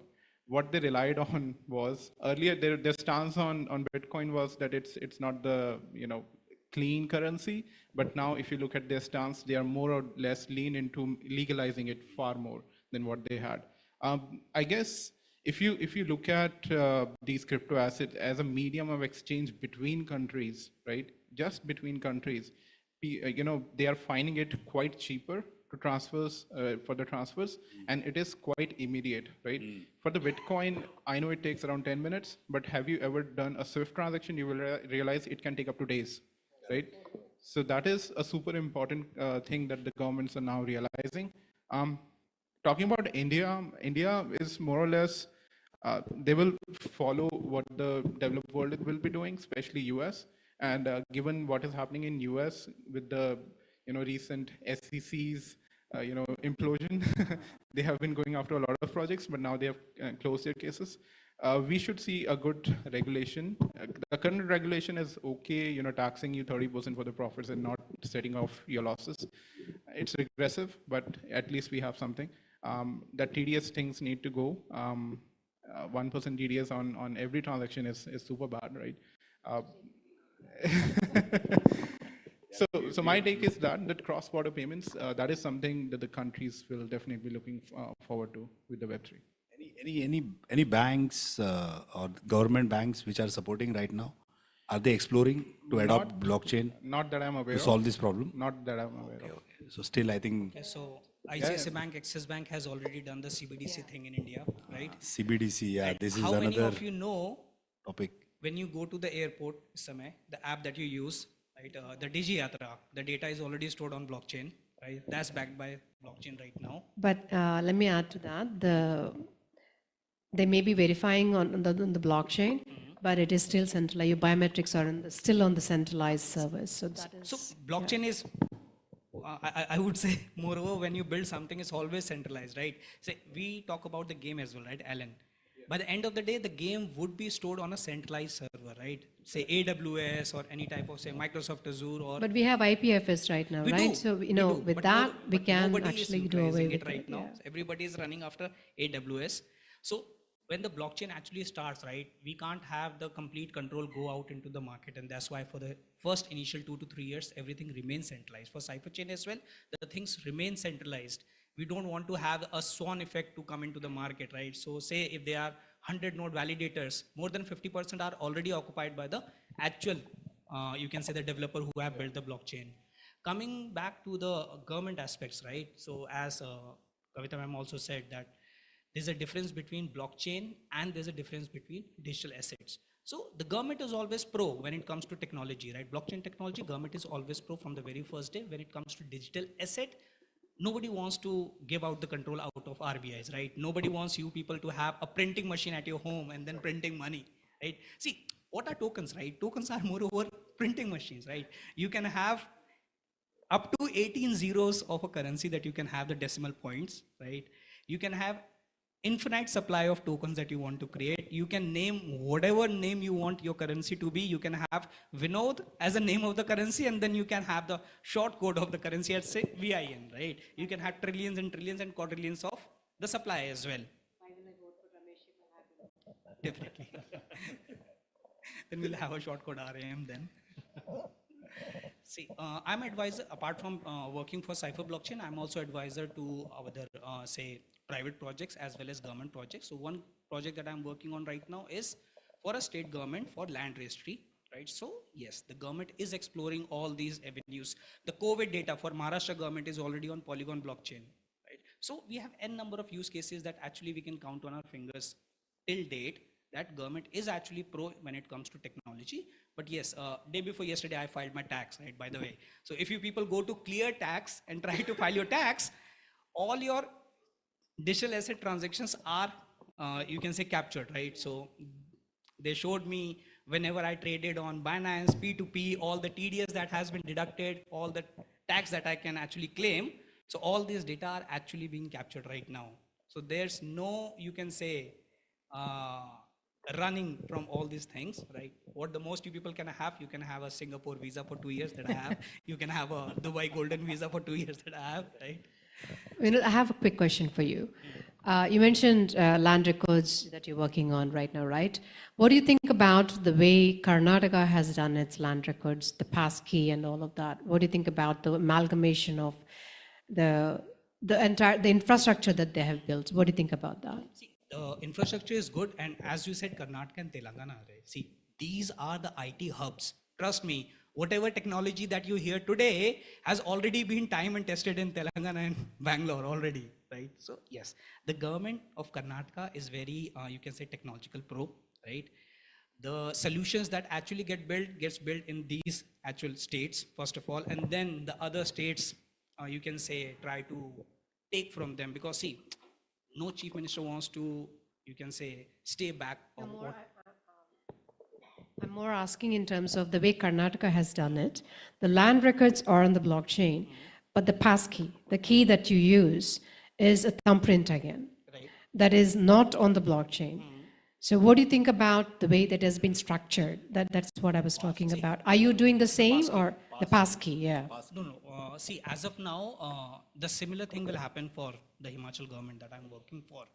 See, these, I would say the government so far, as I said, is technological pro, but you don't have people sitting on those chairs, right, who can actually see technology from that particular standpoint, right? So they are still, you can say, most of the people are in their 50s and 60s who are actually the decision makers, right? So a guy who say 25 years of age, 30 years of age, who actually understands blockchain to the core, is pretty much hard to convince these ministers right now, right? So that's why they don't want to have the full control going out into the market. They can't have everything going onto the public blockchain, the records getting published onto the public blockchain. Most of the things are still being controlled in a centralized manner, and they will remain to stay in a centralized manner for some time. Right. How about using wallet? Instead of the passkeys, how about using wallets to do this? Kavita ma'am, right now, trust me, when you say blockchain to any individual inside India, right, everybody talks about the digital assets, right? So it's not easy for everybody to understand how exactly wallets are formed, how exactly wallets are, you can say, created. What is the significance of those pass keys, the pass phrase, the seed phrase, as Saurabh also talked about, right? What happens if tomorrow somebody loses their passphrase? That is the thing. So what if there's a wallet that doesn't need a pass? So imagine somebody having all of their assets in the wallet and you've lost those 12 words. You've lost your generational wealth, right? So imagine there is a wallet that doesn't need those 12 phrases. What do you think the government will do? The base idea when actually Bitcoin was created was that whosoever have the passphrase is the sole, you can say, owner of that particular fund, right? You lose your pass key, you lose your funds. That was the initial, I would say, the base idea of creating this type of digital assets, and that will remain the same, right? That will actually remain the same in the market. So the thing with creating wallets, that was one way of creating wallets, right? Through seed phrases. But there is new identity creations as well through, if you look at the world coin, how they are creating our identity and tying it to the world coin, right? So we are seeing, we are seeing a change in those wallet creation. We call it account abstraction, right? So instead of using seed phrases, there can be other biometric fingerprints that can create it, right? So just adding one more dimension to what you said, of course, you can have land records, your real world assets, on the chain. But, because the chains are so secure and immutable, they cannot be altered, right? But the bad actors, they are at the beginning when the records are added, right? This is where the human factor is. The human error will always So human error, we just cannot say, putting our real world assets on blockchain and they will be safe if the bad actors are there in the first place who add those assets. Yes. So we need to understand, of course, telling a story that, RWAs on blockchains are quite safe and everything. Just look at wherein the human factors are coming in. This is the place where everything will get corrupted later. Right? Yeah, I think this is just a beginning, what I call, because good actors, bad actors are everywhere, I mean, even in Web 2 also. Just look at what Aadhaar, right? Yeah, even Web 2 also, there are good actors, bad actors. The reason why I'm saying is, one of the case which I want to share, this is again example how the government is taking initiative or already has taken initiative, is one of my known contact got scammed on Facebook ad. I don't want to tell how he got scammed, okay, but got scammed, lost some good amount, okay, and he called me after 3 days, he called me. Not at the same day of the scam, after 3 days, I don't know. He realized something and he happened to call me and he said, "Hey Ramesh, I got scammed." I said, "Okay, let's do one thing. Immediately, let's go to cybercrime and we'll file FIR or we'll do everything." So we went there and this gentleman, the head of cybercrime, he said that, okay, you have to follow this SOP. So we applied on a particular website and that record seems to be on blockchain, okay, because we got some transaction hash. I don't know. Again, some may be centralized, some may be decentralized. As I said, okay, it may be a centralized one, but good that, at least the record is in blockchain. Yeah, that's all right. Just adding one more point to it. So Web3 is unforgiving. So if someone is able to compromise your identity, just forget about even if you file an FIR, just forget about if you ever will be recovering your assets. So once it's very unforgiving. What we need to learn from Web 2 is, let's say if you have a credit card fraud, you can report to your banks. They can, block that transaction at least. In Web 3, it's unforgiving. Once that transaction went through, you can file an FIR, that's okay, safeguard yourself. There are services like Tornado Cash, wherein you can just obfuscate your wallet address and you just cannot determine where the funds came from. So Web3, just adding one more point, of course we need to scale it to the masses and bring tier 2 and tier 3 folks here. There is a ton of abstraction that needs to happen before, and WorldCoin, I feel that is one good abstraction they are doing, tying your wallet to your biometrics, that is your retina, right? But again, for how long, right? Yeah, we need to see the sustainability also. That abstraction is great. But also at the same time, when you're using a third party to collect your biometrics, which is why WorldCoin has been banned in many countries, when we're talking about the idea of self-sovereign identity was supposed to be self-sovereign, but they outsourced the self-sovereignty. And that is where the problem lies. So when you begin anything, a project or a product, let's say product, you need to understand the core principles and you need to kind of stick to them. This is where the problem for this particular product has happened. They outsourced the core principle, and the adoption has literally stopped today, and they're sitting on tons and tons of cash which can be used somewhere else. And in terms of what when we talk about the adoption factor, when we talk about the government's transactions and all of those things, the human error factor, when we bring it to the front, you look at Aadhaar, which is has taken a severe beating in terms of, my own friends have a couple of Aadhaars, by the way. Yes, and I don't have an Aadhaar, and I have managed to survive without Aadhaar in India for the last 8 years. I mean, and 6 years, whatever, it is taken. Yes, and I have no Aadhaar. And you can live without an Aadhaar in India. And it is what do you want to pay for? Do you want to pay with your biometrics? You give away your biometrics and you open yourselves to all the scams that you want, or you want to pay the extra? Because I don't have an Aadhaar, I can't have a FASTag. The reason why I don't want to have a FASTag is, your FASTag is basically attached to your Aadhaar and your particular car. It's not just attached to a bank account. Like the way in the US it is, the FASTag is basically, as long as you pay for the FASTag, you have a FASTag. It is not attached to your car. In India, it is attached to your car, which basically means every trip of yours and who's driving it is logged. Is that what you want in a central database? So there is a lot of innovation possibility, guys. Go out there, study, and make things happen. And by the way, to bring it to the fore, let me talk about Solverse a little bit. Solverse is abstracting biometrics.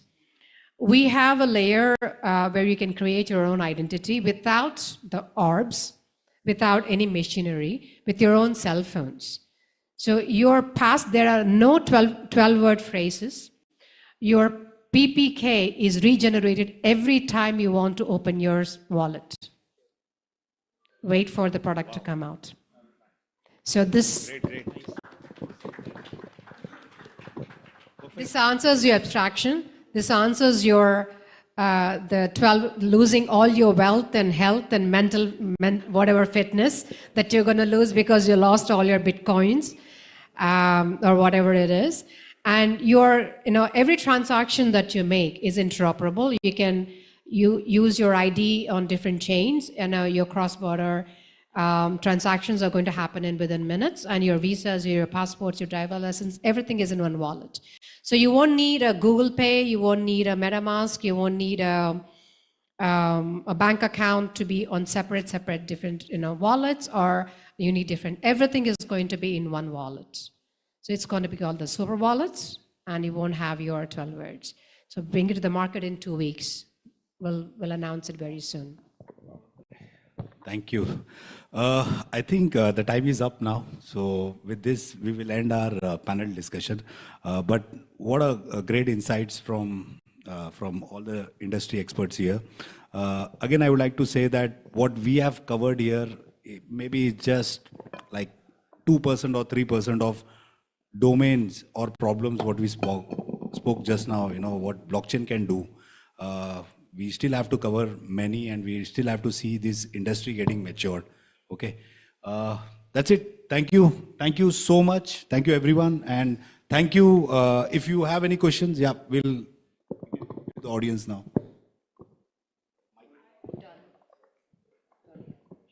Any questions? Hello. Everyone. My name is Krishna. I have a couple of questions for the experts. My first question is, you rightly said that India is the land of potential of talent. We have top developers and BDs working for top products all over the world. However, in my personal opinion, this is not the case in the field of marketing. We have not very good representation from India in Web3 projects. Do you think is this because a Web3 marketer needs to be passionate or believer in the Web3 space to become a top Web3 marketer? And this is my first question. And is this thing lacking in India? And my second question is, do the Web3 projects or the products really need marketing, or they do need marketing more than ever in the current scenario? Okay. So your first question about why we have good developers and not marketeers or any other role, right? It's quite a fundamental question that you have asked, because the people who are taking up the dev jobs are the ones who were taking STEMs back in 10 years back, right? And 10 years back, if you look at India, it was a frenzy about being in the STEM fields, right?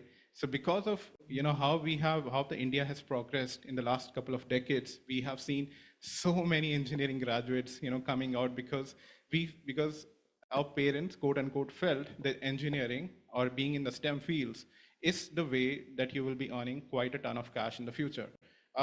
Now, this is the reason why India is also kind of the number one in terms of services we provide in the development space. That's why we are seeing this Web3 boom of Indians in these projects, right?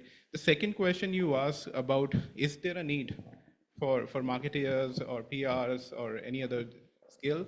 Trust me, in any organization, probably 15 to 20% are engineers, rest are probably marketeers, PR folks, and probably all the other roles that you can imagine.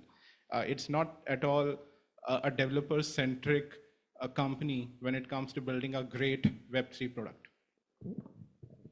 Yeah, I mean, if you look at India's exported developers, right? We focus on being an engineer. How many parents encourage you to go into commerce or marketing or anything like that? That is one of the factors. India has fewer marketing experts than developer experts. But if you look at, there are huge, if you look, Ogilvy or any of those, there are huge in Web2 experts. So if you hire one of them into the Web3 industry, until they take the steps to understand the product, it is difficult for them to narrate the story. The story will be in a very Web2 format.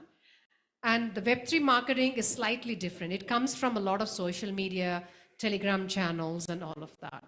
But at the same time, if you look at Web3 companies' funding, 20% goes into product development, 80% goes into, like Pramod was saying, 80% goes into marketing. When I asked for funds, I said, I'm going to spend $10 million on marketing, and I'm going to spend about $5 million on product development. The first thing the advisor said, you need to put in $100 million for your marketing and $20 million for your development. People don't want to know that you're going to spend only pennies on marketing. They want us to know that you're going to spend and you're going to make a lot of noise out there about your product. So it is not that there is no money, it is not being marketed. It is just that it hasn't caught on yet. The ideation is not caught on yet, but there is a lot of money being spent in marketing the products. So I have, to add on this, like I mentioned that we have been going to colleges and universities. So I would say that the trend has already been changed. We can see even the engineers are there, but they are more willing in digital marketing. So the trend has already changed. Yes, it will come up. Of course, even I am an engineer, but I wanted to be a CA all the time, but my father never allowed it, right? So I'm also an engineer, but I'm doing nothing. Well, engineers can do anything, trust me. So. yeah. So very interesting panel. I'd just like to really point out that the disconnect between the technology and its application in India, I think, is a great reason why we haven't really had a very good adoption of the blockchain technologies. And to elaborate that point, I think the best use of blockchain is in its very fundamental, the truth, transparency, and traceability. Now, these are three areas which need to be concentrated really looked at from the application point of view if you really want to derive the best benefit out of it. And I really don't find too much of emphasis from people, even in the product companies or the developers, to really understand this a little more in detail and see how they could benefit from so a pointed question, for example, a supply chain actually has a major problem of transparency as well as traceability, especially wherever there is a long value chain or long supply chain, and which actually causes a lot of inefficiency in the system as well as sustainability challenges in terms of the kind of problems. Let's say, for example, in terms of the textile company, there is about 40% of waste which is being generated. There is almost about 40% of the products returns. So there is so much of inefficiency in the system, which blockchain has a potential to really, and also in the traceability in terms of declaring which products are coming from authentic sources for organic cotton or any other process which is sustainable, whether it's sustainability in terms of social environmental damage or sustainability in terms of the governance, etc. So I personally feel that there has to be more emphasis in terms of such applications which really need blockchain. And there has to be somebody who has to take them up. Let's say, for example, a couple of years back, I came across the IBM's initiative in terms of the supply chain integration at the trade level for export of products. And they built something called Chainyard, which is a network to really kind of have the international vendors and the suppliers vetted on the common platform through blockchain using Hyperledger and other technologies. That has gained international-wide acceptance, and a lot of Indian companies are also using it. Same way, right now, in the midst of the crisis of Ukraine war, Ukraine and Russia's war, and Ukraine has come up with an RFP or a hackathon for raising funds for their waterway network. So this is a hackathon which is currently live, which is trying to really see how they could use alternate funds to rebuild the water network of a particular city. So these are kind of applications which are relevant, right on spot for blockchain, but unfortunately there are not many people, especially in India, who are really looking at it.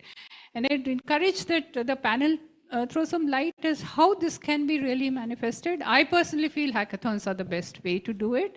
And I take a lot of pride that some of the banks we did hackathons like DCP Bank, ICICI Bank, as well as Axis and others to really look at how they could come up with SME lending, because SMEs did not have much of a track record. So using other data to really validate, and especially in terms of mortgage of the assets, you have a common registry and so on and so forth. Those are kind of applications which are the need of the hour. I mean, every citizen is going to be impacted. Same is there with tourism. And one needs to really look at how do we really integrate some of these big challenges into using blockchain, where it can really give a lot of benefit. Thank you. I think this is a really a knowledge powerhouse, what I can call, ma'am. Okay, great insights.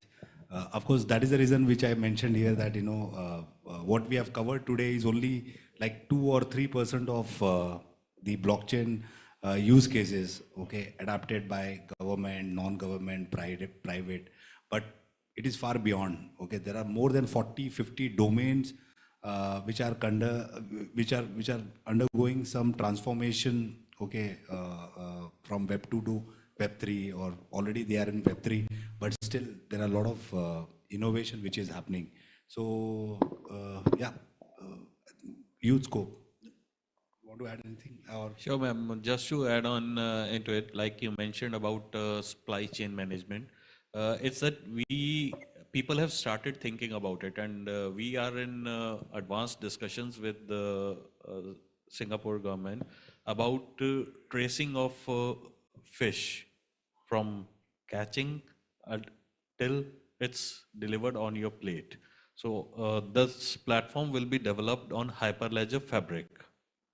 So just wanted to emphasize that yes, people have started looking into it, but yes, there is a lot more vast scope of understanding that how blockchain can be used, which is still under production. Like I mentioned that blockchain is still at the early ages. It's been like what I feel from infant, it has become a child, but still to become adult, it will take time.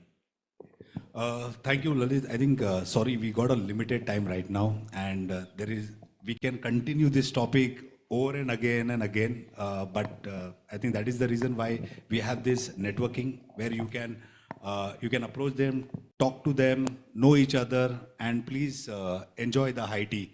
Okay, so thank you, everyone. Please give a round of applause to all our panelists. Wonderful people.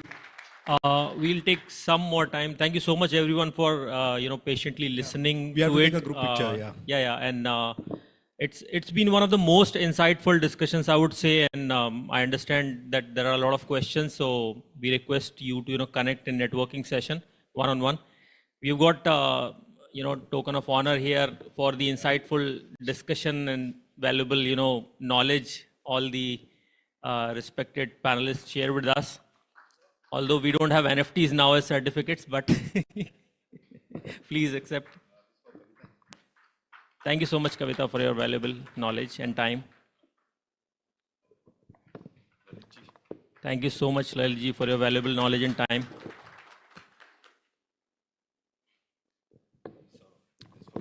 Thank you so much, Saurabh, for being with us. Can we take a group picture? Can we take a picture?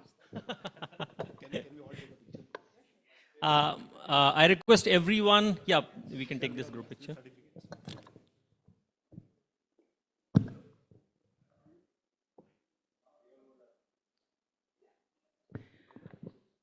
I request everyone to step up for just 5 minutes. We'll take a group picture here and then we'll start a networking session. Please, everyone.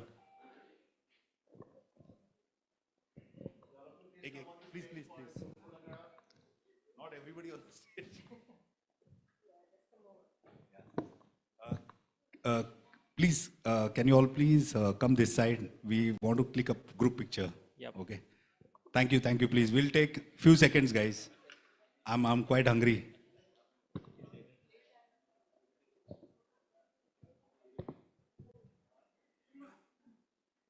Ma'am, please come on the stage. We can stand here.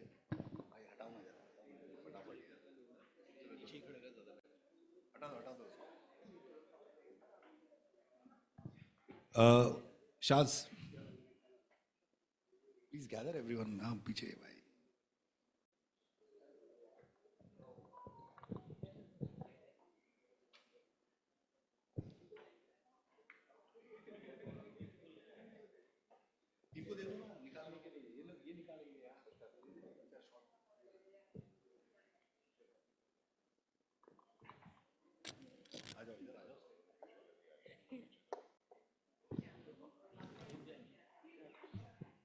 दिख रहा है क्या भाई? आ रहे सब? ये बीच में नहीं आ रहा है?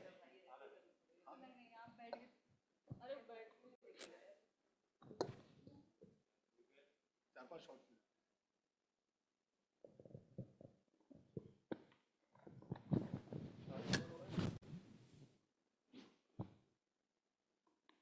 Coinstore का लोगो भी बना देंगे. एक Coinstore का लोगो है. Right up, left like this. ये देखो, देख लो सब लोगो पीछे.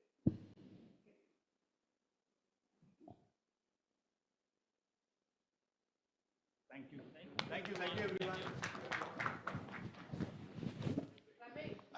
For having the logo airdrops for everyone. Yeah, you should log into Coinstore and you will get a few USDT as a future voucher so that you all can trade. So that's a joining bonus on Coinstore app. Contact Kavita. She,